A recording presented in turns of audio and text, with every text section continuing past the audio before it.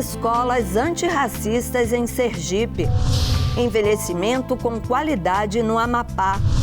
Zoofilia pode se tornar crime. Debate no Senado Federal. Maior mobilização indígena do Brasil completa 20 anos. O que nos mantém nesse lugar é a necessidade de continuar dando voz a tantos parentes ainda invisibilizados e que são expulsos das suas terras. Oi, pessoal. É em parlamentos como este que são feitas as leis que regem a sua vida. Eu sou Andréia Alves e este é o Parlamento Brasil, um programa que é feito em parceria com as TVs legislativas de todo o país. A gente conta para você as iniciativas parlamentares que impactam a vida do brasileiro, país afora. Vamos lá?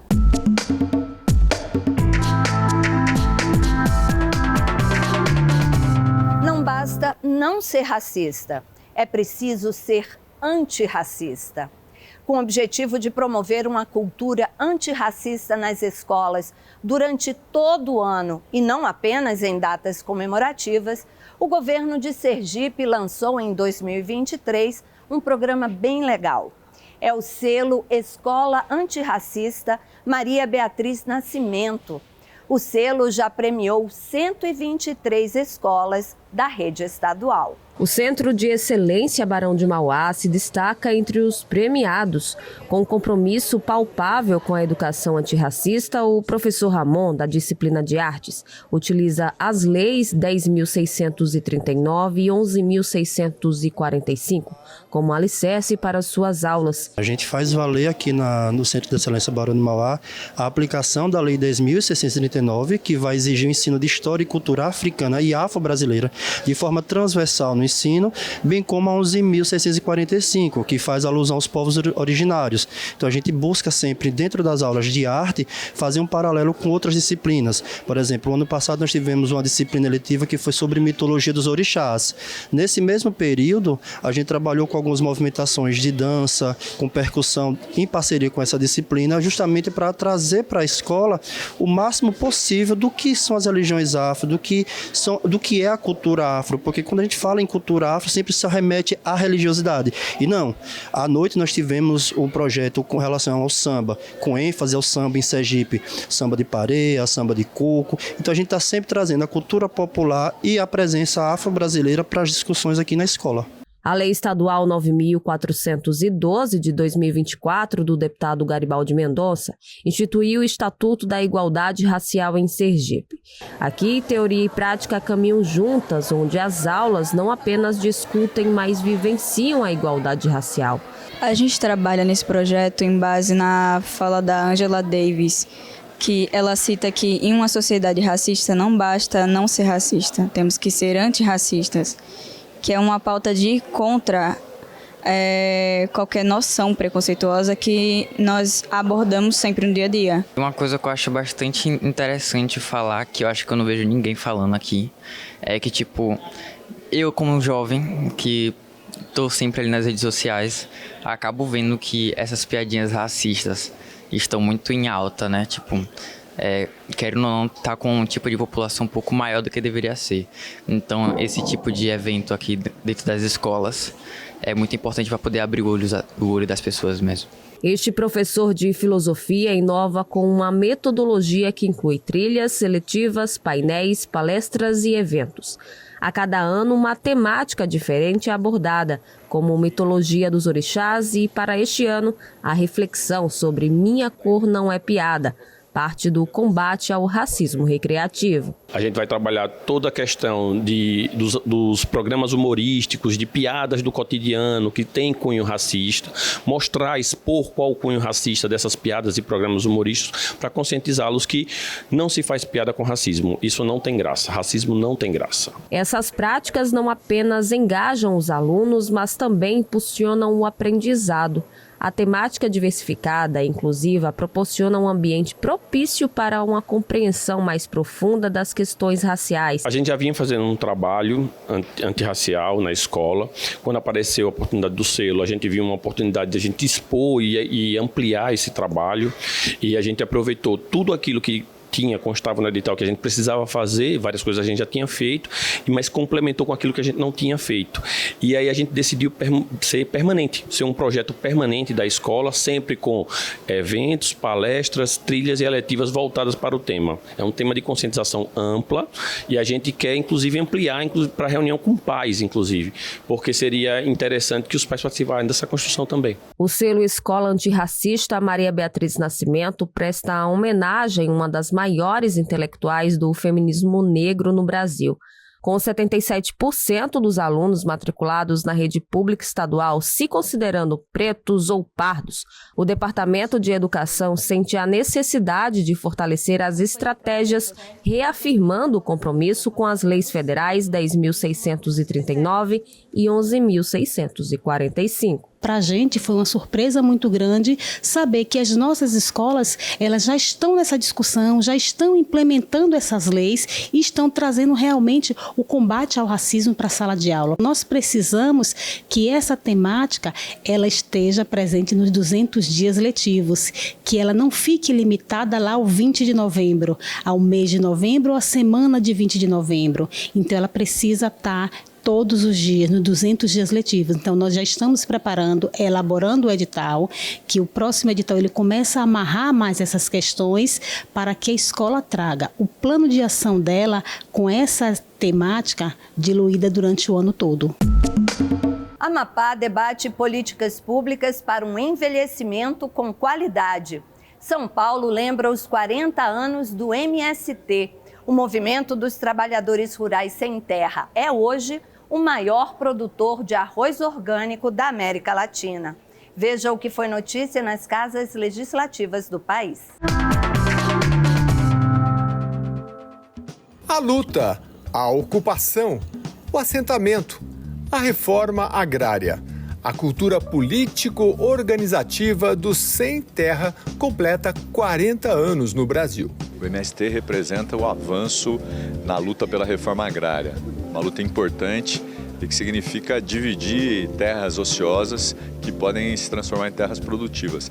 Esse legado é um legado do MST e tem que ser reconhecido, por isso que a gente está aqui para comemorar os 40 anos. O MST é necessário, é imprescindível que a gente tenha a luta dos trabalhadores da roça, para que possam produzir alimentos e matar a fome do nosso povo. Ainda temos muitas pessoas passando fome no Brasil. O MST tem como objetivo principal a realização da reforma agrária, o trabalho pela melhoria das condições de vida no campo e a produção de alimentos ecológicos são realizados por cerca de 160 cooperativas, 120 agroindústrias e 1.900 associações Brasil afora. A gente tem uma rede de comercialização com bastante capilaridade hoje com os armazéns do campo, agora inaugurando também os sacolões populares, mas ao mesmo tempo a gente tem famílias que vivem debaixo da lona preta, porque a reforma agrária não foi realizada no país. E pensar que o MST não é só a reforma agrária, eu queria lembrar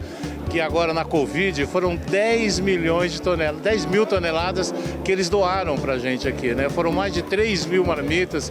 Então o MST cumpre um papel não só na terra, mas nas cidades. Esse foi um momento muito importante da Covid, um momento triste da história desse país aqui. Foram mais de 700 mil mortes, que o MST teve um papel fundamental. Responsável por uma parcela significativa da produção de alimentos no país, o MST é o maior produtor de arroz orgânico da América Latina. Nós lá estamos em imensidão no assentamento nosso, de 159 famílias, tem uma imensidão de diversidade de comida. É soja, mandioca, é verdura, é vaca, é leite, e é milho, é feijão, é mandioca, é muita coisa. Em 4 décadas, com o desafio de cumprir a função social da terra, prevista na Constituição Federal, o movimento já beneficiou mais de 400 mil famílias, que hoje são assentadas rurais em 24 estados do Brasil. Nesse momento que a gente vive uma crise emergente na nossa área ambiental por conta da mudança climática e no qual a maior contribuição do nosso estado para o agravamento da mudança climática está na forma inadequada de uso do solo, a partir do desmatamento, das queimadas, do uso indiscriminado de agrotóxico, o movimento pauta a necessidade da gente fazer uma transição ecológica. Com o passar dos anos, nós fomos descobrindo E uma reforma agrária de verdade não é só repartir a terra, é também, e fundamentalmente, mas é pensar uma reforma agrária popular, com educação, com saúde, com produção agroecológica, com boa alimentação, com tecnologia. E é isso que nós defendemos. A iniciativa do deputado Simão Pedro de homenagear o MST na Alesp foi feita em parceria com mais 23 mandatos parlamentares do PT, PCdoB e PSOL e reuniu movimentos sociais, rurais e urbanos, religiosos e representantes da classe política e da sociedade civil. A contribuição que esse movimento já deu para o nosso país, para o nosso povo, principalmente o povo mais pobre, sem terra, é uma contribuição fantástica, né? Eu acho que é um reconhecimento do Legislativo paulista, assim como fez o Congresso Nacional também, a esse movimento que é muito estigmatizado, tem muito preconceito, né? E que nós precisamos apoiá-lo porque é uma luta justa, mudar a estrutura fundiária desse país para que mais pessoas possam poder trabalhar na terra e produzir alimentos, que é o que nós precisamos. Envelhecer com proteção, cuidado e respeito nas múltiplas velhices em todo o estado do Amapá. Esse foi o tema de uma audiência pública realizada na Assembleia Legislativa para debater políticas públicas voltadas às pessoas idosas. O encontro reuniu representantes da sociedade civil, profissionais de saúde, assistência social e representantes do poder público. A população, a sociedade, o Estado tem que estar pronto para acolher, permitir que o idoso ele envelheça com autonomia, que ele envelheça com todas as suas liberdades, que ele consiga realizar todas as suas atividades sem essa dependência, sem fazer com que o idoso se torne um deficiente somente pela idade. O envelhecimento da população é uma realidade mundial, fruto da redução da taxa de natalidade e aumento da expectativa de vida. O Amapá, que já foi o estado mais jovem do país, hoje ocupa a 3ª posição neste ranking, o que justifica a necessidade da discussão sobre as políticas públicas voltadas às pessoas idosas, nas mais diversas áreas, como saúde, assistência social, segurança pública, entre outras. A enfermeira Gorete Espíndola afirmou que é preciso colocar em prática as políticas públicas já existentes para que as pessoas envelheçam com autonomia e independência. Na Europa, as pessoas idosas de 80, 90 anos, elas são ativas. Por quê? Porque elas tiveram as reservas, trabalharam a prevenção do envelhecimento, a promoção do envelhecimento. E nós aqui, nós estamos envelhecendo numa fragilidade por causa dessa falta, essa deficiência das políticas, da execução. As políticas são lindas, são robustas, porém não estão sendo utilizadas, executadas. A audiência pública surgiu após participação do deputado estadual Jesus Pontes em uma reunião do Conselho Nacional dos Direitos da Pessoa Idosa, em Brasília, quando ele se comprometeu em trazer para o Amapá a discussão sobre o tema.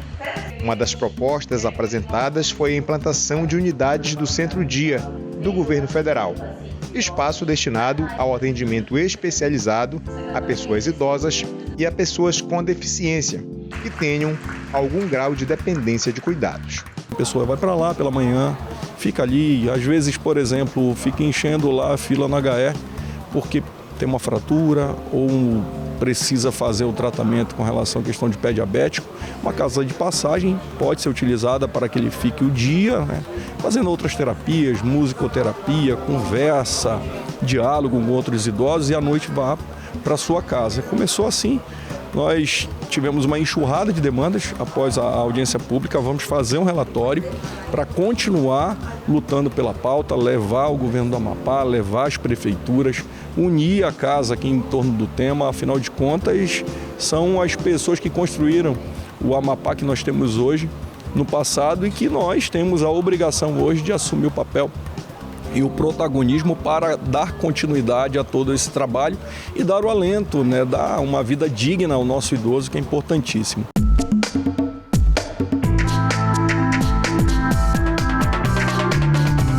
O abuso sexual de animais pode se tornar crime. Atualmente, a zoofilia é punida sim, mas como maus tratos. A proposta foi aprovada na Comissão de Meio Ambiente aqui do Senado e seguiu para a Comissão de Constituição e Justiça. O projeto altera a Lei de Crimes Ambientais para proteger os animais de qualquer espécie não humana de atos libidinosos ou sexuais. Chamados popularmente de bestialismo ou bestialidade, hoje os crimes de relações sexuais com animais são enquadrados como maus tratos aos animais e têm pena de detenção de 3 meses a 1 ano. O texto aprovado tipifica o crime de zoofilia ou zooerastia e aumenta a pena para multa, proibição de guarda do animal e reclusão de 2 a 6 anos. Se o animal morrer, a pena pode ser dobrada. De acordo com a relatora, senadora Damares Alves, coibir o abuso contra animais terá o efeito de prevenir também a violência contra mulheres e crianças, pois os abusos estão relacionados. Ela fez uma emenda de redação para acrescentar o termo correto para identificar o crime. Há uma adequação de uma palavra apenas no relatório. O projeto vem como crime de zoofilia, da forma como ele é conhecido, mas a gente está trazendo zoofilia / zoerastia, porque também é conhecido como zoerastia, é o termo, na verdade, certo, então a gente está só trazendo a palavra, tipificar o crime, é uma emenda de redação, não vai ter problema, crime de zoofilia / zoerastia. A maior mobilização indígena do Brasil está completando 20 anos. É o acampamento Terra Livre, que todo mês de abril reúne aqui em Brasília milhares de indígenas de todas as regiões do país. O tema deste ano foi Nosso Marco é Ancestral. Sempre estivemos aqui. Uma crítica ao marco temporal que virou lei no ano passado e que é considerada pelos indígenas o maior retrocesso desde a redemocratização. Mais de 8.000 pessoas em 5 dias de mobilização, 200 povos indígenas de todas as regiões do Brasil.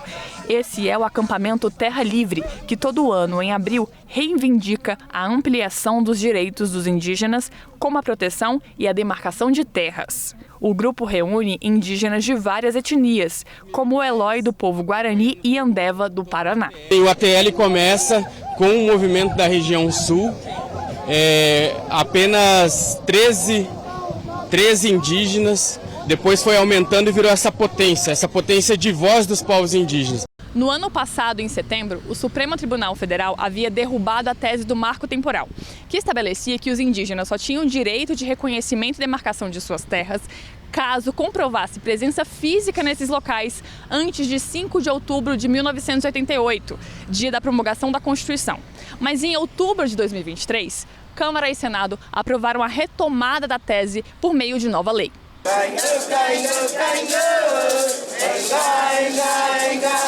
A deputada Célia Chacriabá, do PSOL de Minas Gerais, pediu a união do Legislativo em prol dos direitos dos povos indígenas. A deputada afirmou que o parlamento não pode matar a cultura e a história do Brasil. A derrota do marco temporal não é a derrota somente a nós, povos indígenas. É uma derrota para o Estado brasileiro. Se já fosse tipificado o crime de ecocídio no Brasil, a aprovação do marco temporal teria que ser considerado um crime climático.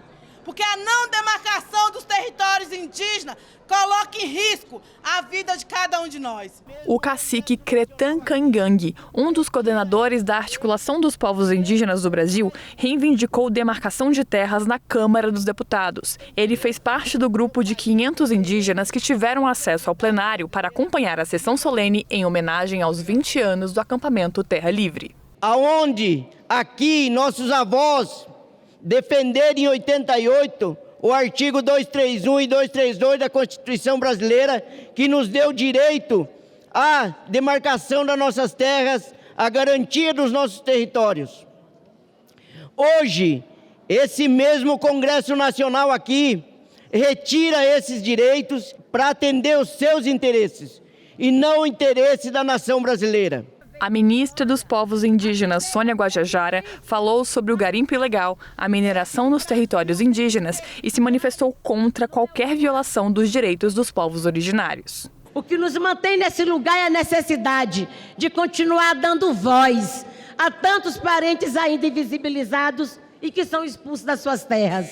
Há tantos parentes que continuam morrendo pela violação e pela violência ainda contra o agronegócio, contra o garimpo e contra, a garantia dos nossos territórios. Marina Silva, ministra do Meio Ambiente e Mudança do Clima, também participou do ato na Câmara. A população indígena não é apenas 700 mil ou 800 mil, é mais de 1 milhão da população indígena brasileira. Mas nós temos que ter na nossa consciência de que já foram mais de 5 milhões e de que foram eliminados 1 milhão a cada século da história do nosso país. Esse é o momento da reparação social, da reparação cultural, da reparação espiritual dos povos indígenas.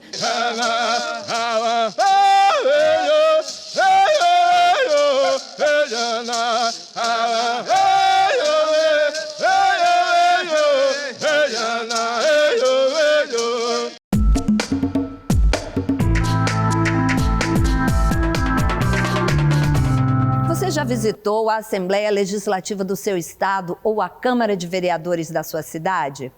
Olha, muitas delas são verdadeiras galerias de arte, viu? São ótimos espaços de divulgação do trabalho dos artistas. Na Assembleia Legislativa do Acre, por exemplo, nada menos que 166 obras formam um mosaico de diversidade e talento. Há mais de uma década, a Assembleia Legislativa do Estado do Acre tornou-se a guardiã de um tesouro cultural singular composto por 166 obras, um verdadeiro mosaico de expressões que narram a rica trajetória do Acre. Essas obras, escolhidas meticulosamente entre o Parlamento, a Fundação de Cultura Elias Mansur e a Associação de Artistas Plásticos do Acre, são um testemunho do talento e da diversidade que moldam nossa identidade.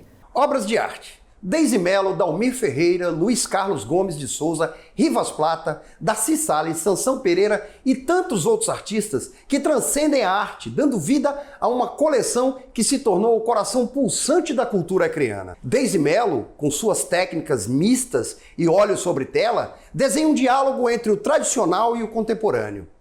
Já Dalmir Ferreira, mestre da xilografura, entrelaça sua arte com as raízes profundas de nossa terra.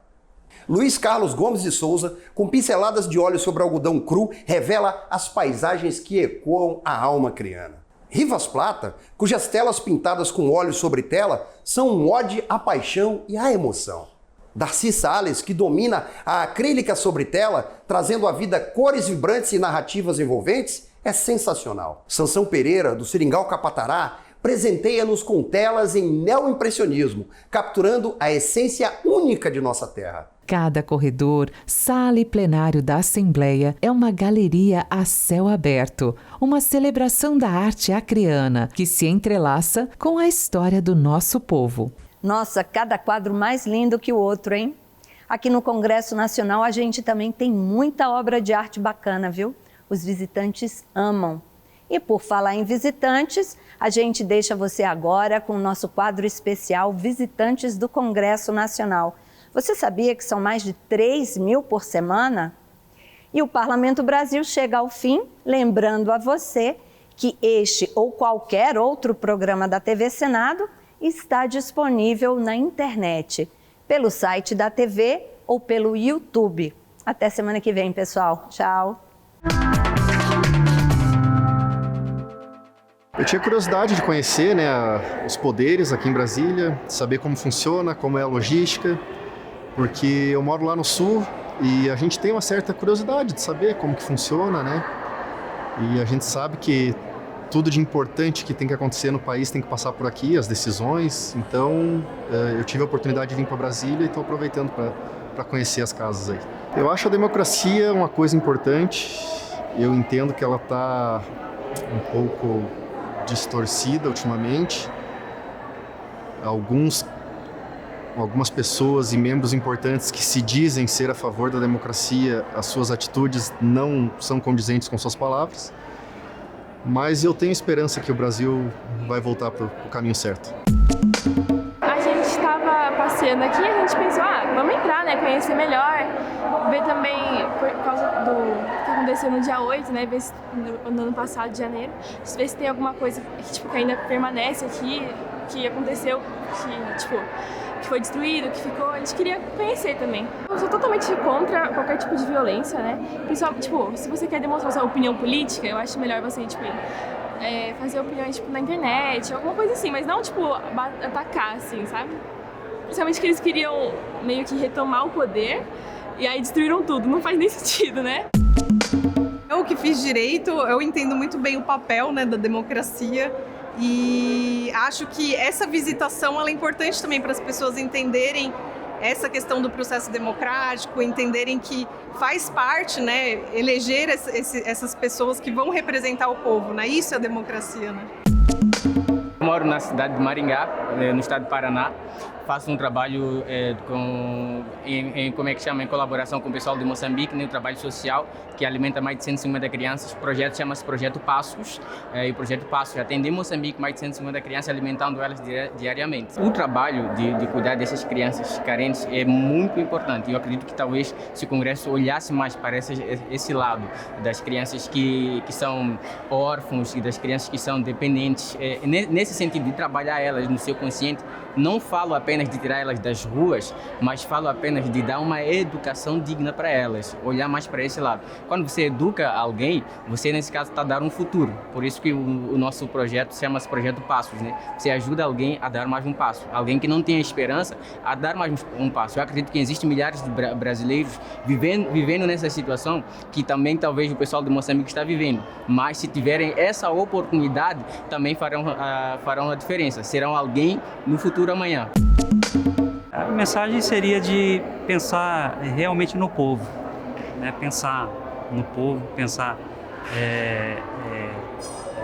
das necessidades da população em geral, né? Todos estão aqui representando seus estados, né? Suas cidades, e para quando for para editar uma lei, para que isso seja de fato de retorno para a população, algo que seja em benefício da população do país.